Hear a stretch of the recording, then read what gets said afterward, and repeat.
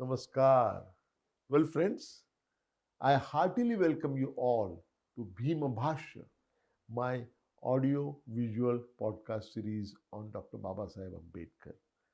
This audio visual podcast series has 54 short speeches on Dr. Baba Saheb Ambedkar, unraveling as many as 25 different dimensions of his multifaceted genius. Friends, this podcast series is focused on Dr. Baba Saheb Ambedkar, his thoughts, his actions, his philosophy, and above all, the grand vision that he had shown for our country. That is what this podcast series is all about. So let's proceed.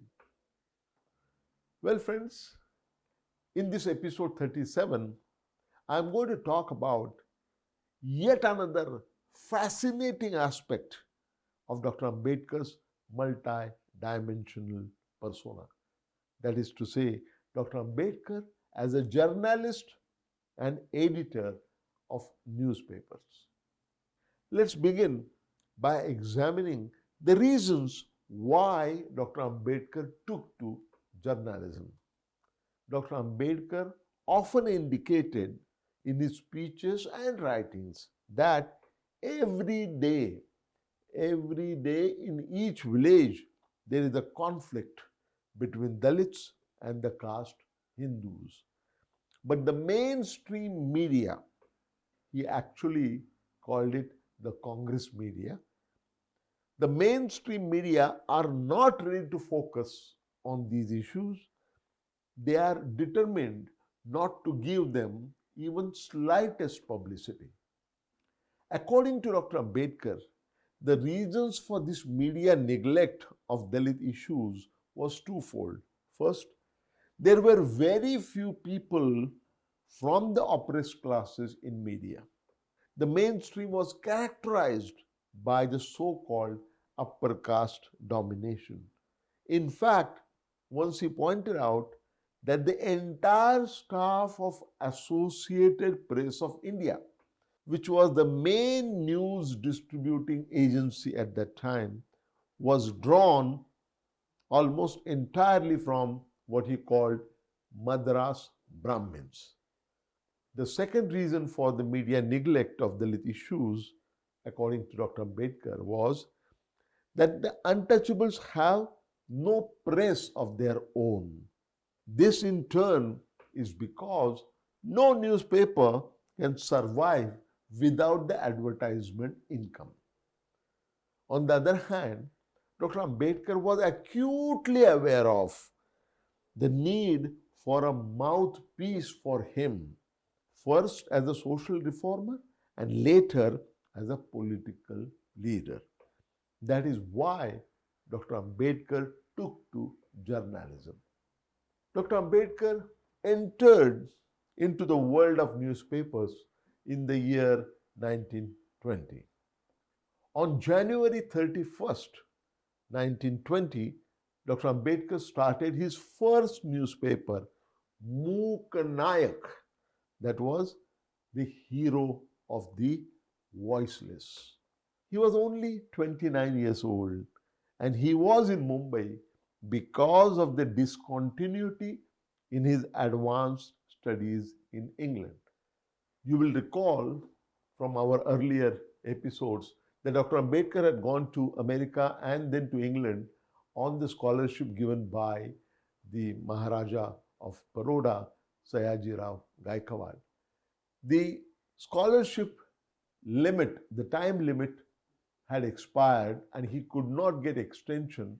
So according to the contract that he had signed with the Maharaja of Baroda, he had no choice but to discontinue his studies and come back for few years. And when he was in Mumbai during that interregnum, that was when he started his first newspaper, Mook Nayak. In this maiden endeavor, the necessary financial assistance for him was given by Rajarshi Shahu Chhatrapati of Kolhapur. Incidentally, when Lokmanya Tilak's Kesari was approached for a paid advertisement of Mook Nayak. Can you believe it was turned down? As if even the advertisement was untouchable. Shocking as it is. For the first 12 issues of Mook Nayak, Dr. Ambedkar wrote almost everything, all reports, all commentaries, and of course, all the editorials. Dr. Ambedkar never became the official editor of Mook Nayak, but he was a de facto editor during his stay in India. Towards the end of the year 1920, when Dr. Ambedkar went back to England to complete his advanced studies, at that time, he closely monitored the activities of Mook Nayak from London. Right from its launch, Mook Nayak faced serious financial and management issues. During Dr. Ambedkar's absence, his close Parsi friend, Naval Bhatena, and this name crops up in life of Dr. Ambedkar time and again, he bailed the newspaper out on several occasions, including persuading the famous company Godrej to give an advertisement in Mook Nayak. Eventually, Mook Nayak had to be closed down after a run of 3 years.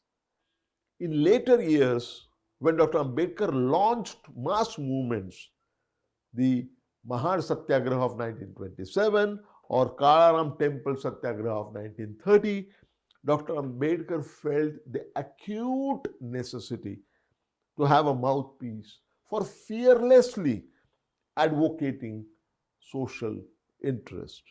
Accordingly, Dr. Ambedkar launched a new fortnightly called Bahishkrut Bharat, that is, ostracized India, which he ran during the period 1927 to 1929. Even in the case of Bahishkrut Bharat, Dr. Ambedkar wrote almost everything from the reports to commentaries and, of course, to the editorials. With his involvement in the three roundtable conferences during the years 1930 to 1932, Dr. Ambedkar needed a weekly or fortnightly to propagate his political strategy as widely as possible. Accordingly, Dr. Ambedkar launched a new periodical called Samata, that is, equality, which was later named as Janata, which means the people. And this ran from the year 1930 until 1956. That was the year of Mahaparinirvan of Dr. Baba Saheb Ambedkar. From the year 1930 onwards, Dr. Ambedkar entrusted the responsibility of running his fortnightly to some of his educated colleagues, which included Devrao Naik, B.R. Kadrekar, G.N. Sahasrabuddhe, R.D. Bhandare, and B.C. Kamble. All of them came from different castes, different communities. Interestingly, the overall management of Janata was entrusted to B.R. Kadrekar, who belonged to an OBC community. After the Mahaparinirvan of Dr. Baba Saheb Ambedkar in 1956, it was B.R. Kadrekar who held the responsibility of editing and publishing his latest newspaper or periodical called Prabuddha Nayak. In running these newspapers, Dr. Ambedkar had reactivated the tradition of Mahatma Phule's Satyashodhak movement and its mouthpiece Deenabandhu. One look at the names of his newspapers, Mook Nayak, then Bahishkrut Bharat, then Samata or Janata, and then Prabuddha Bharat. One can see the grand vision of Dr. Baba Saheb Ambedkar, his newspapers evolving with the stage of social revolution. Dr. Ambedkar vehemently criticized immoral journalism which manipulated the truth and either did not report the oppression of Bahujans or, even worse, justified it. Reportedly, Dr. Ambedkar once said, and I quote him, by a planned conspiracy, the newspapers are involved full-fledged in silencing our views on socio-political problems. Unquote. During the 1920s, Mook Nayak and Bahishkrut Bharat, they took decisive positions on several contentious issues pertaining to religion, society, and of course, politics. Bahishkrut Bharat actually became the mouthpiece of Dr. Ambedkar's social organization, Bahishkrut Hitakarani Sabha. It gave a wide circulation to Dr. Ambedkar's mass movements, especially the Mahan Satyagraha of 1927 and Kala Ram Mandir Satyagraha of 1930. Dr. Ambedkar's writings in these newspapers strongly criticized the Hindu religion, its scriptures, and their impact on society. Dr. Ambedkar was highly critical of the Congress party and the right-wing Hindu nationalists for their indifference about the caste-related issues. Dr. Ambedkar insisted in his writings, especially the journalistic writings, that a nationalist consciousness cannot be developed if the social divisions are ignored. Interestingly, Dr. Ambedkar compared the Hindu society with a multi-story tower with no staircase to connect one story to another. He argued that a society which does not have opportunities for different individuals to intermix with other groups was surely detrimental to the national unity.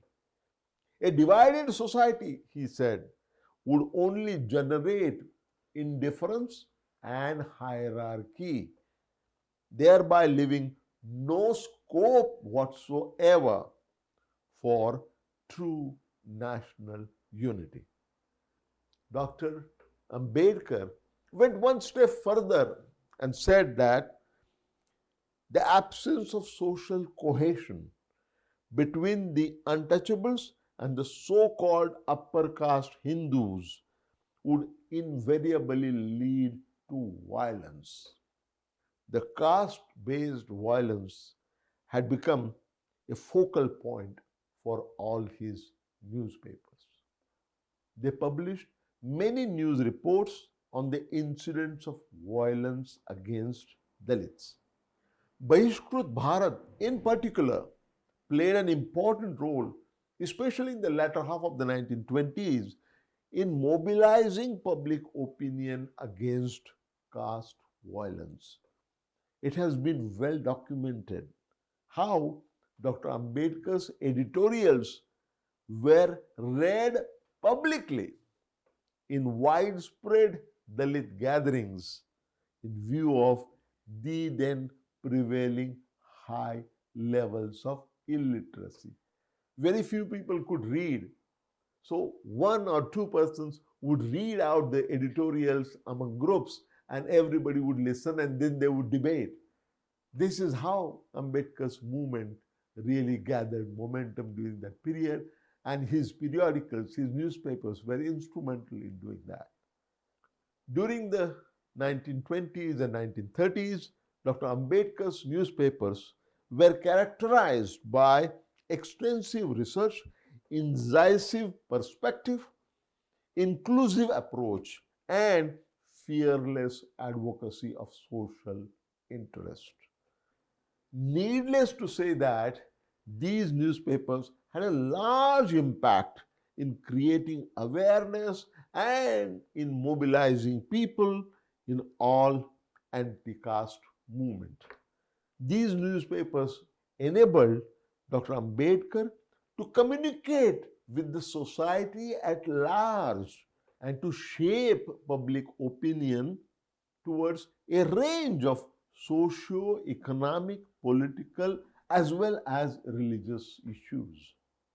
Dr. Ambedkar firmly believed that journalism should not be blindly catering to the masses. He argued that newspapers should lead the way by setting standards. He consciously made choices on principles, although some of them cost him dearly. Illustratively, in one of his editorials in Bahishkrut Bharat, Dr. Ambedkar severely criticized mainstream newspapers, including Kesari and Bombay Chronicle, that encouraged irresponsible advertisements which upheld and perpetuated inequality and ritualism. He clarified he would rather prefer publishing no advertisements than publishing what he called socially immoral and vulgar advertisements. Unquote. In 1927, when a Hindu girl and a Muslim man got married, mainstream newspaper opposed the marriage with scathing commentaries. Dr. Ambedkar wrote an extensive editorial in Bahishkrut Bharat supporting the marriage and criticized the opponents of interfaith marriage. He insisted that marriage was a personal matter and no external person should have any say in it. Dr. Ambedkar's stint as a journalist, as an editor, was a brief one, but a highly effective one. While the mainstream newspapers refused to write about the problems of untouchables, Dr. Ambedkar's newspapers provided a platform and laid a foundation of a social revolution. Dr. Ambedkar's journalism was critical in setting the tone for new politics that was oriented towards mass activism. It was not only effective in mobilizing Dalits, it was greatly helpful in establishing Dr. Ambedkar's leadership and his radical politics and his insistence on a just social order with an unmatched professional integrity. Well, friends, we can conclude our this session here. But before I leave, I would like to urge you, if you like Bhima Bhashya, please like it, please share it, please subscribe to it. So long until we meet again real soon. Thank you. Dhanyavad.